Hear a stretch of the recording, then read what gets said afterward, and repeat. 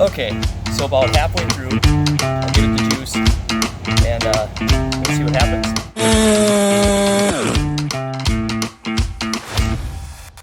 Always wear your safety equipment, guys. This is what I always say. You always hear me preaching that.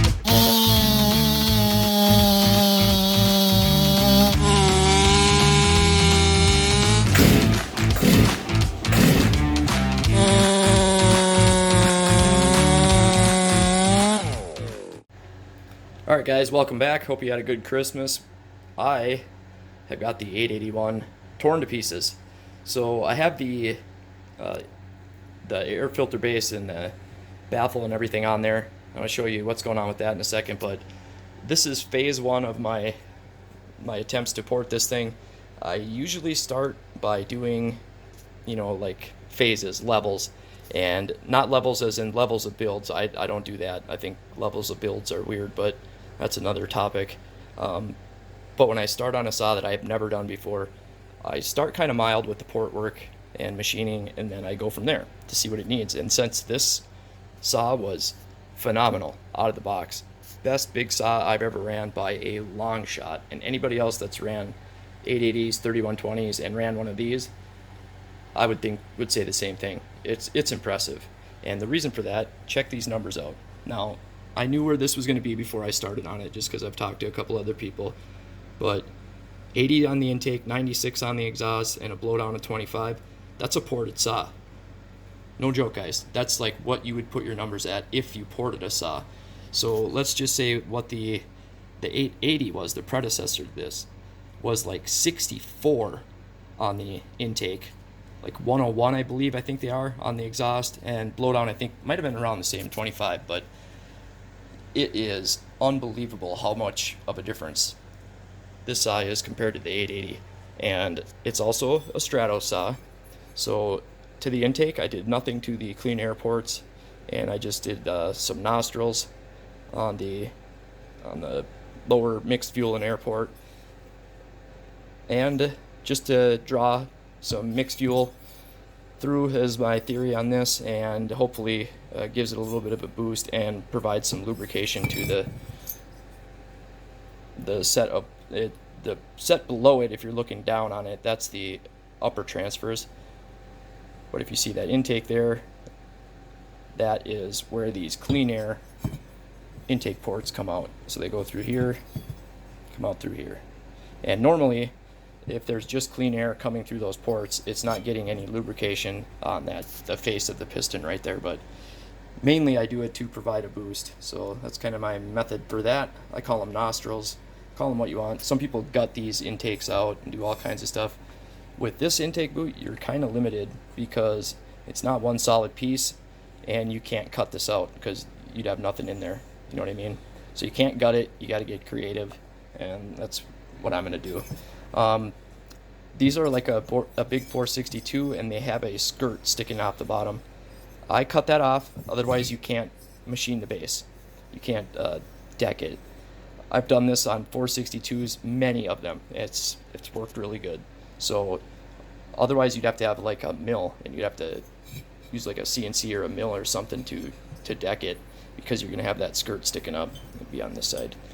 The lowers and uppers I left alone because the blowdown is where I want it, and I did machine the Squish. And people are getting confused on what I'm doing with these pistons. That is it's not a pop-up. It's a domed piston, and I'm not adding material. I'm taking material away. So it lightens it up.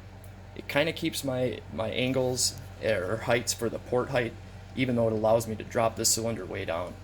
So after machining the base and cutting the Squish, I'm at 20,000 Squish versus 36 thousandths. My intake dropped 3 degrees. That was just from machining the cylinder. I didn't take the intake down at all. That's low enough for me. And the exhaust and uppers ended up 1 degree higher than they were before, basically. So the blowdown's the same. So I'm going to leave it. I'm really liking that. The exhaust, I just squared it up. I didn't raise it. I wanted to gain everything I could. If I could have ended up 98 or 99 even, I would have left it. But that's where I ended up. And I squared it up, obviously, and, cleaned it up, polished it, it's really mild. It's really mild, and that's what I want to do with it for starters. You know, I'll probably have this thing taken apart again and have at it. You know, but to start, why wreck a cylinder that you literally cannot get right now? The combustion chamber is huge in this thing. So that the part in the middle that's raised up, not the squish band, but the actual part in the middle is huge. And check this out. So I do have the spark plug. The way that this spark plug comes in, it is like at the craziest angle. And it's way off to the side. Check that out. So I don't really like that, but what are you gonna do unless you make a two-piece head for it? But it's actually at such an angle in such a weird spot that I always put a piston stop, one of these guys, in the spark plug hole to center up and find top dead center on my degree wheel. I had full rotation even after putting this in. I've never had that happen. So it basically sticks down in there, and the piston hits it and it stops it, so you have a fixed point to find your, you split the difference. I think I've showed you guys that. But anyway, that spark plug is such a weird angle and comes in so funny that I had full rotation after, so I had to use a different one. I had to use this one for the CMR 6H saws and go down the decomp hole. I mean, really crazy. So if someone wanted to make a absolute monster out of one of these, you're making a two-piece head, almost no doubt. So that's just something I thought was kind of crazy. Again, dome piston, the intake. So one thing I'm doing, the intake spacer, which is this piece, which it would have that splitter on it. Even if you cut the splitter off, it's really thick, super thick. The walls on it, and the intake is the choke point on this thing. So that's a 084 spacer. I'm gonna use that a lot less material, but this intake is definitely the choke point on this. I mean, that's so small, and this upper one, that's just the clean air intake ports. So, man, but like I said, I opened up and put those nostrils in it. Hope that helps. Took the limiter caps off, obviously. No work to the car besides that. And I also took off, where the hell is that thing? Here we go. There's like a baffle that goes on this intake. Could be for directing air or spit back or whatever the hell it's for, but I'm taking that off. Don't want that on there. I'm gonna stick with 404 chain for now, just because I have a 24 or 25 inch hard nose 404 bar. It's like a race bar almost. And I don't know if I mentioned this, maybe I did, but someone figured out the coil swap for this already. So that's awesome. Apparently they've been running 170 coils, MS170 coils in these things, and they've got it to work. And it might be what I have. I actually don't know. I didn't look the part number up yet. I just seen that bolts on it. I thought it was for a 270, but I might have a 170 coil and just don't know it. But I do know that it had a dual magnet flywheel. And again, this is a dual magnet flywheel, but I was late to the party, beat to the punch, whatever you want to call it. It's good news and it's bad news. It sucks that I thought I figured this out when somebody else did. I don't like to make claims that I figured something out and somebody else like, yo, dude, I already did that 6 months ago. But that's why I'm telling you now is I did not solve this. Someone else did, but the good news is now I know it works. So that's pretty cool that they shared that with me. I appreciate that, you guys. And that's going to be nice. I'll still tune it to probably 12.5 though, even if the limit's higher than that. And I like these big saws to run like that. They don't drop in the cut. And I like torquey saws. I don't try to get massive RPMs by leaning them out, because in the cut they slow way down.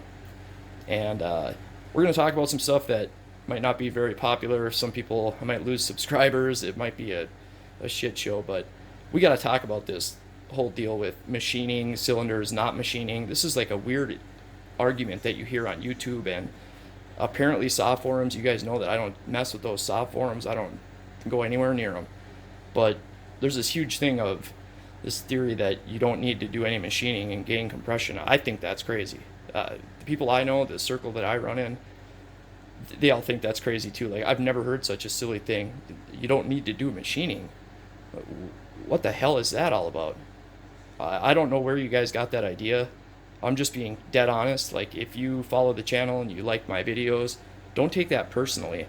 Someone has been lying to you though, and the record needs to get set straight. This is the kind of stuff, when I came onto YouTube, I said I was going to talk about this stuff. It's one that I just can't let that go. I get tons of emails from guys that are trying to like convince me to agree with them and take their side. Okay. Had to take a breath, settle down. We'll talk about it in the next video. Just don't be mad at me for trying to help, because that's what I'm trying to do. Someone is either lying to you guys so you can't build a better saw. So, you know, some of these guys, they lie to you so they can build a great saw and you can't. And that's sandbagging. You know, you shouldn't do that to people. Or they just don't know any better, or they're just flat out lying because that's what somebody told them. It doesn't matter, but that is 100% bullshit. To get the max performance out of a saw, you have to do work to the squish and the base. You don't have to do the piston machining and all that stuff. You don't even have to have a lathe. If you do it by hand, that's fine. But you got to do something. You can't get max performance. A built saw is ported and machined. That's the way it is. Everybody I know that's legit, production guys, these legendary saw builders, the guys that really know what they're doing, don't take this wrong, but they laugh at that statement. They laugh at it. It's like, what the, or they're just confused like I was.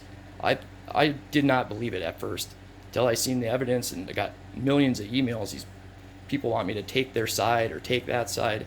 We'll talk about it. You know, it's like a big fight argument, and I'm just here to do what I said I would do from the beginning. Tell the truth, try to help you guys out. So if it hurts the channel, that sucks, but hey, at least I'm being honest.